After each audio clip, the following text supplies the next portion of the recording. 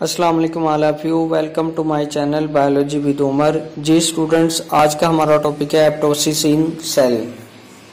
इस लेक्चर में हम एप्टोसिस के जनरल इंट्रोडक्शन, एप्टोसिस और नेक्रोसिस में डिफरेंस क्या है और एप्टोसिस बॉडी में क्यों ज़रूरी है, इसकी रीजंस कौन सी हैं और एप्टोसिस के लिए बॉडी में कौन से इंड्यूसर्स काम करते हैं और एप्टोसिस में कैस्पेसिस का क्या रोल है, कैस्पेसिस की टाइप्स कौन सी हैं और कैस्पेसिस एक्टिवेशन के लिए कौन से डिस्टिंक्ट पाथवे कवर करता है, और अगर एप्टोसिस बॉडी में रुक जाए या इनहिबिट हो तो उसकी वजह से बॉडी में कौन से डिसऑर्डर या डिजीज हो सकती हैं, और एप्टोसिस अगर बॉडी में एक्सेसिव हो या ज़्यादा हो तो उसकी वजह से कौन से डिसऑर्डर बॉडी में होते हैं। इस सब की डिटेल से डिस्कशन हम इस लेक्चर में करेंगे।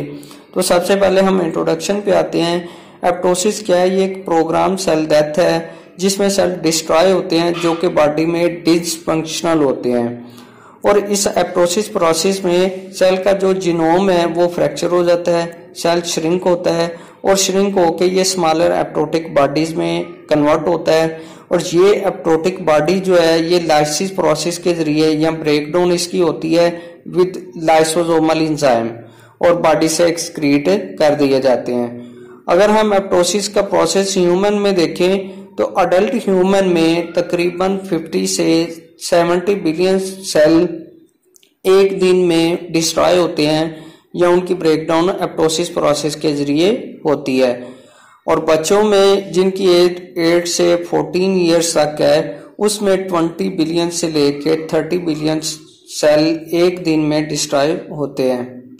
उसके बाद एप्टोसिस के प्रोसेस को अगर हम डायग्रामेटिकली देखें तो इसमें जो सबसे पहले नॉर्मल सेल है वो सेल श्रिंक होता है, और श्रिंक होने की वजह से जो इसमें मौजूद जेनेटिक मटेरियल है मतलब क्रोमाटिन है उसकी कंडेंसेशन होती है, और कंडेंसेशन होने के बाद जो सेल की मेम्ब्रेन है उसका स्ट्रक्चर डिस्ट्रॉय होता है, मतलब मेम्ब्रेन ब्लैम्बिंग इसमें होती है।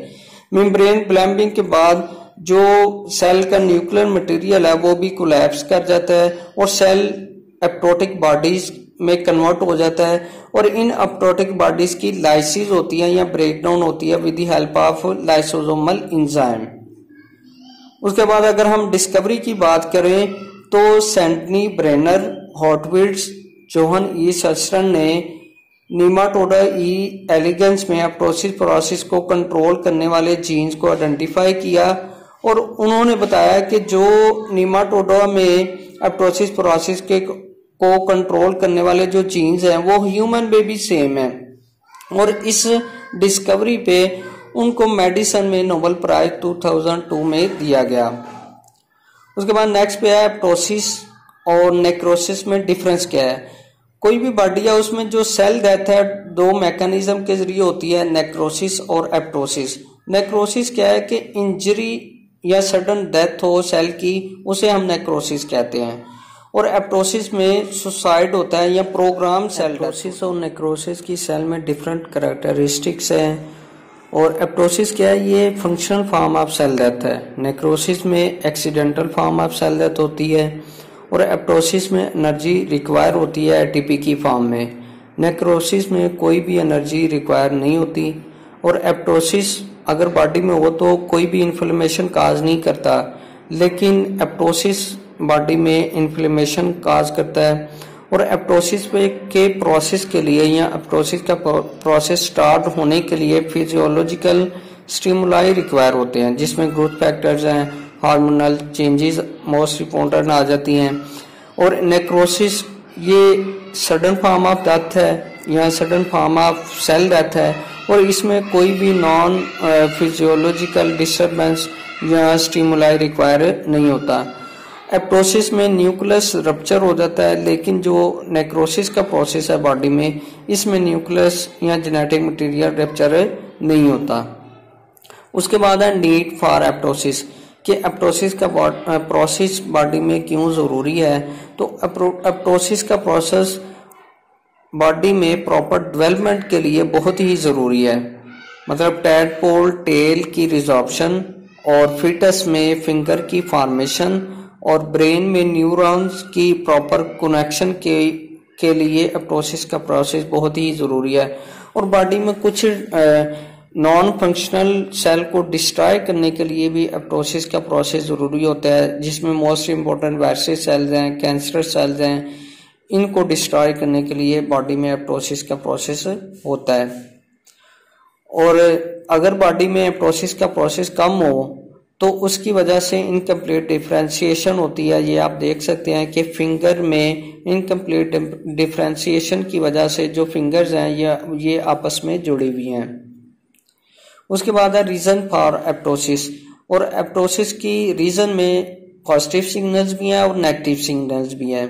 पॉजिटिव सिग्नल में ग्रोथ न्यूरॉन्स में के लिए ग्रोथ फैक्टर्स हैं, और नेगेटिव सिग्नल में सेल में ऑक्सीडेंट्स का लेवल इंक्रीज होना है, और ऑक्सीडेंट्स के लेवल इंक्रीज होने की वजह से जो डीएनए स्ट्रक्चर है सेल का वो भी डैमेज होता है।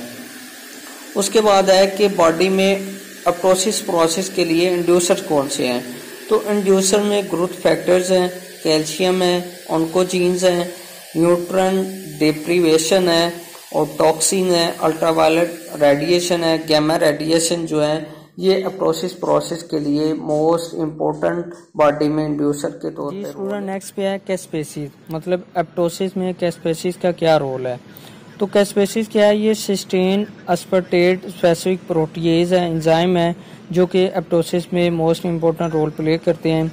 और कैस्पेसिस में ये कैरेक्टरिस्टिक्स होती हैं कि ये सबस्ट्रेट को स्पेसिफाई करते हैं, और इसमें एस्पिन और सिस एंजाइम पाए जाते हैं जो कि पेप्टाइड बॉन्ड क्लीवेज को कैटेलाइज करने के लिए या उसके लिए यूज किए जाते हैं, और ये सेल में प्रीकर्सर के तौर पे सिंथेसाइज होते हैं। इसे हम प्रो कैस्पेस भी बोलते हैं।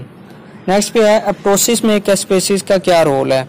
तो जो सेल नॉन फंक्शनल होते हैं या जिनको डिस्ट्रॉय करना होता है, उन सेल का सराउंडिंग सेल से जो कांटेक्ट है उसको कट ऑफ करने के लिए कैस्पेसिस को यूज किया जाता है। और कैस्पेसिस सेल में साइटोस्केलेटन को रीऑर्गेनाइज करने के लिए, शट डाउन डीएनए रेप्लिकेशन और स्प्लाइसिंग को इंटरप्ट करने के लिए, डीएनए के स्ट्रक्चर को डिस्ट्रॉय करने के लिए यूज किए जाते हैं। उसके बाद नेक्स्ट पे है कि कैस्पेसिस की टाइप्स कौन सी हैं। कैस्पेसिस की 2 मेजर जनरल टाइप्स हैं, इनिशिएटर और अफेक्टर्स। इनिशिएटर में क्या होता है कि डाउनस्ट्रीम एक्टिवेशन होती है कैस्पेसिस की, और इसमें कैस्पेसिस 2, कैस्पेसिस 9, कैस्पेसिस 8 और कैस्पेसिस 10 इंक्लूड किए जाते हैं। और अफेक्टर में क्या होता है कि टारगेट प्रोटीन को क्लीव किया जाता है, और मॉर्फोलॉजिकली और बायोकेमिकल मार्कर एप्टोसिस के जरिए बनते हैं।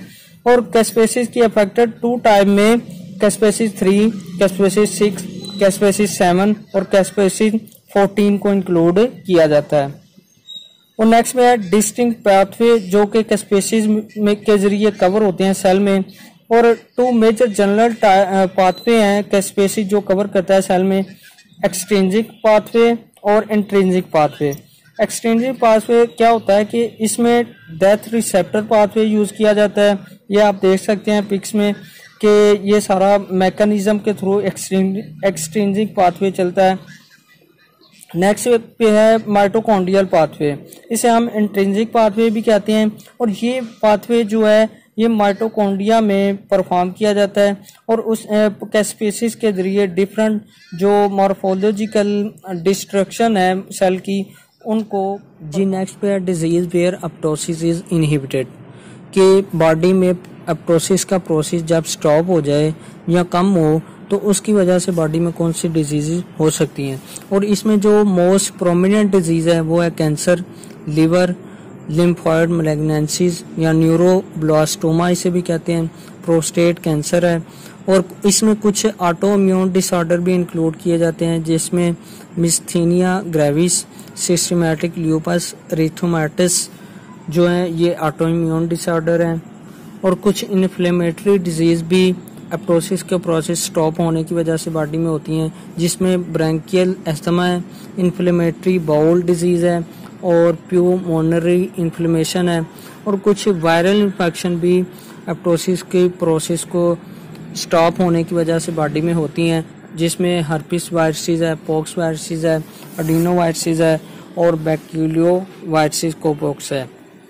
उसके बाद है अगर अपटोसिस का प्रोसेस बॉडी में एक्सेसिव हो या ज़्यादा हो तो उसकी वजह से बॉडी में कौन सी डिजीज़ हो सकती हैं। और इसमें जो मोस्ट इम्पोर्टेंट है वो एड्स है, उसके बाद न्यूरो डीजनरेटिव डिसऑर्डर है या डिजीज़ है, और न्यूरो डीजनरेटिव डिसऑर्डर में अल्जाइमर डिजीज़ है, एपिलेप्सी है, पार्किंसन डिजीज़ है और एमियोट्रोफिक लैटरल स्क्लेरोसिस है, जो कि मोस्ट इम्पोर्टेंट बॉडी में अपटोसिस का प्रोसेस ज़्यादा होने की वजह से होते हैं। Thank you for this.